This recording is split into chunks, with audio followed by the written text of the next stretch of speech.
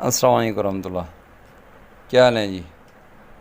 آج ہم reading comprehension کا تیسرا لیکچر پڑھیں گے. اس میں ہم نے ایک یہ پیسج دوسرا اٹھایا ہے، اس کو ہم سالو کریں گے. یہ کسی حد تک چیلنجنگ آپ کہہ سکتے ہیں اس کو. Tom and his sister May decided to go on a camping trip. They packed their tent, sleeping bags, and food.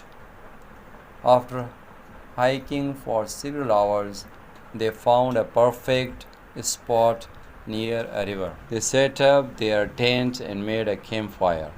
At night, they listened to the sounds of nature and watched the stars in the sky.